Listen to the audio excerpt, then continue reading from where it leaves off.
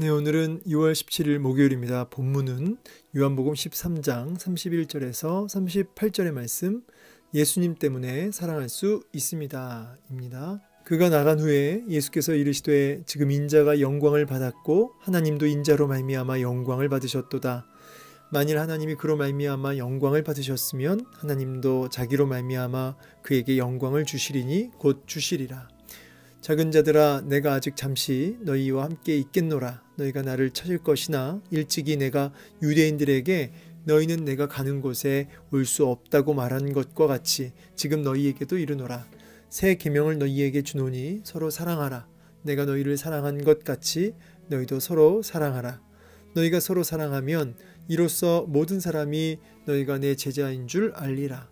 시몬 베드로가 이르되 주여 어디로 가시나이까? 예수께서 대답하시되 내가 가는 곳에 너가 지금은 따라올 수 없으나 후에는 따라오리라. 베드로가 이르되 주여 내가 지금은 어찌하여 따라갈 수 없나이까?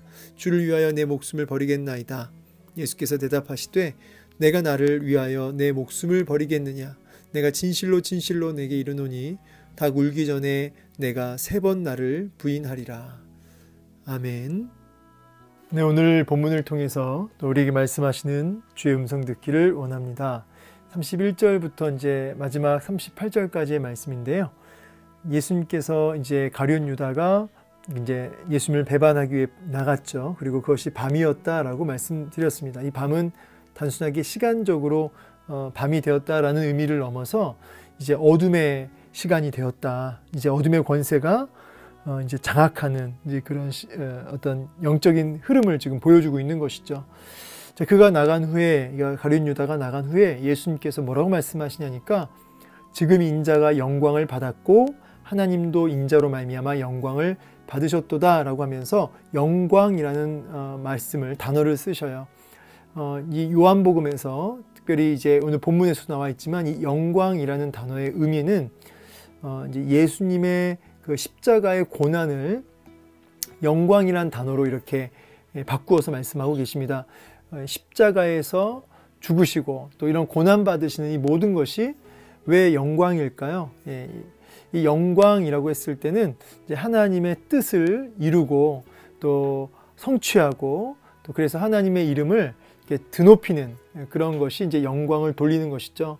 지금 인자가 영광을 받았다 이 말은 결국은 그 고난을 통해서 하나님의 그 뜻을 이루었기 때문에 영광을 받았고 라는 이렇게 고백을 할 수 있으신 거죠. 그래서 지금 이제 유다가 나가는 그 순간 이제 예수님께서 십자가의 그 고난의 현장으로 그때 그 자리로 이제 나아가는 이제 그런 순간이 되기 때문에 지금 인자가 영광을 받았고 이제 하나님도 인자로 말미암아 영광을 받으셨도다. 그래서 예수님을 통해서 우리 성부 하나님께서 이제 그 이름이 존귀하게 되는 거죠. 그 모든 그 구약의 그 언약을 성취하시고 또 이루심으로 말미암아 이제 하나님의 그 이름이 이제 드높아지고 그 이제 이름이 드러나는 거죠. 만일 하나님이 그로 말미암아 영광을 받으셨으면 하나님도 자기로 말미암아 그에게 영광을 주시리니 곧 주시리라. 이제 이것은 예수님을 통해서 하나님의 뜻이 이루어졌고 그것으로 인해서 하나님의 이름이 이제 드높아짐을 통해서 영광 받으셨으면 이제 그 하나님께서도 아들에게 영광을 주신다고 했을 때 여기서 말하는 영광은 이제 그 십자가에서 죽고 끝나는 게 아니라 부활하시고 이제 승천하시는 이제 그 부분을 말씀하고 계십니다. 이제 부활과 승천의 영광을 이제 예수님께서 받으실 것을, 그것을 이제 누리실 것을 말씀하고 계시죠. 물론 성부 하나님이 주셨다 이렇게 표현하고 있지만 우리 성자 예수님께서 스스로의 그 영광의 자리에 회복되신 거죠. 그러니까 뭐 올라가셨다라기보다는 영광의 자리에 다시 본래의 위치로 돌아가신 것이죠. 그러면 33절에 작은 자들아 할 때 작은 자들은 이제 제자들을 가리키는데 작은 자들아 내가 아직 잠시 너희와 함께 있겠노라. 이제 잠시죠. 이제 십자가 지식이 바로 정말 그 잠시입니다. 너희와 함께 있겠노라. 너희가 나를 찾을 것이나 일찍이 내가 유대인들에게 너희는 내가 가는 곳에 올 수 없다라고 말한 것과 같이 지금 너희에게도 이르노라. 이제 6개월 전에 그 무리들에게 예수님 이런 얘기 하셨죠. 예, 이제 하나님 나라 올라가셔서 부활 승천하셔서 보좌 우편에 앉아 계실 때, 예, 그때 너희가 아무리 나를 찾아도 못 찾는다는 말씀을 하셨는데, 지금 제자들도 이 얘기를 똑같이 하시는 거죠. 이제 예수님께서 부활하시고 승천하실 것이니까. 그러면서 이제 아주 유언과도 같은 중요한 말씀을 하시는데, 새 계명을 너희에게 준다. 이게 뭐냐면 예수님이 우리를 사랑하신 것처럼 너희도 사랑하라는 거죠. 이게 이제 새 계명이라는 거죠. 사실 이게 새 계명이라고 했을 때는 예수님을 통해서 주어진 새 언약 관계, 그러니까 예수님 안에 있는 백성들이 삶의 원리로, 삶의 기준으로 세워야 할 계명이죠. 기준인 거죠. 그게 이제 새 계명인데, 새 언약 안에 있는 사람들에게 주어진 새 계명. 그것이 뭐냐면 이제 사랑하라예요. 사실 이것이 그냥 뭐 갑자기 뿅 하고 나온 게 아니라 구약 율법, 옛 계명, 그러니까 옛 언약 안에 구약에 있는 그 모든 율법의 핵심도 뭐예요? 사실은 사랑이죠. 하나님 사랑, 이웃 사랑. 근데 그것이 예수님을 통해서 새 계명으로 이제 이어지면서 이제 율법의 성취자이신 예수님 안에 들어가는 거죠. 예수님 안에서 우리가 예수님으로 인하여 하나님을 사랑하고 예수님으로 인하여 내 이웃을 사랑하고 섬기는 것이죠. 그래서 예수님 때문에, 예수님으로 인해서 사랑을 베푸는 삶, 그것이 뭐냐면 이제 새 계명입니다. 새 언약 관계, 예수님 안에 있는 자에게 주어지는 새 계명인 것이죠. 그러므로 여러분, 우리가 예수님 안에 있다면, 새 언약 안에 있다면 우리는 반드시 사랑을 실천하며 살아야 돼요. 근데 그 실천이라고 하는 것은 우리의 자의적인, 우리의 어떤 노력과 우리의 어떤 실력으로 하는 것이 아니고, 말 그대로 새 계명, 새 언약 안에 있는 새 계명이기 때문에 여기 중요한 단어가 있는데, 내가 너희를 사랑한 것 같이예요. 그러니까 먼저 예수님의 사랑을 충만히 누리고 예수님의 사랑을 충분히 배우고 그 사랑 안에 살 때 우리가 서로 사랑하는 예수님의 사랑으로 사랑할 수 있게 되는 거죠. 그래서 먼저는 우리가 여호와의 선하심을 맛보아 알아야겠고요. 그리고 그 넘치는 사랑이 흘러넘쳐서 예수님으로 인하여 그들을 사랑할 수 있고 이웃을 사랑할 수 있고 섬길 수 있는 것이죠. 그러면서 이제 그렇게 됐을 때 너희가 내 제자인 줄 알 것이다.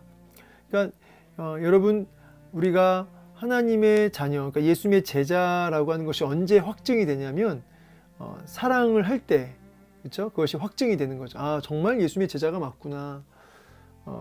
근데 이 새 계명, 사랑을 실천할 때 주님이 그것을 확인하시고 아시는데, 딱 꼭 집어서 뭐 어떻게 하는 것이 사랑이냐, 이것만 제가 이제 짚어드리자면, 콕 집어서 얘기하자면, 시몬 베드로가 이제 마지막 이제 예수님을 이제 3번 부인하죠. 3번 부인하고 나서 완전히 그냥 낙심 속에 있을 때 예수님이 찾아오세요. 그리고 이제 부활하신 예수님이 찾아오셔서 물어보시죠. 베드로야, 너가 나 사랑하냐라고 3번 물어보시죠. 그때 베드로가 주여 그렇습니다. 주님, 내가 주님 사랑하시는 줄 주께서 아십니다. 라고 했을 때 주님이 뭐라고 말씀하시냐면, 내 양을 먹이라, 내 양을 치라 그래요. 내 양을 먹이고 치라.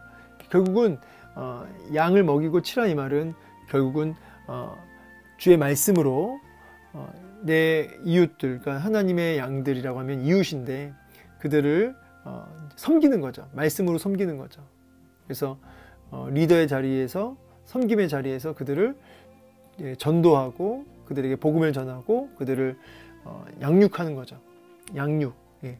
그것이 이제 사실은 가장 직접적인 사랑 실천인 거죠. 그래서 오늘도 복음 때문에, 예수님 때문에 그 사랑을 받은 자이기 때문에 우리가 이렇게 자연스럽게 그렇게 양육의 자리, 섬김의 자리에서 사랑을 실천하는 거죠. 시몬 베드로가 이제 주님 가신다고 하니까 어디로 가십니까? 라고 물어보죠. 사실 여기서 간다라는 말씀은 이제 십자가의 죽음을 이야기하시잖아요. 근데 그걸 못 알아듣고 베드로가 이렇게 물어봅니다.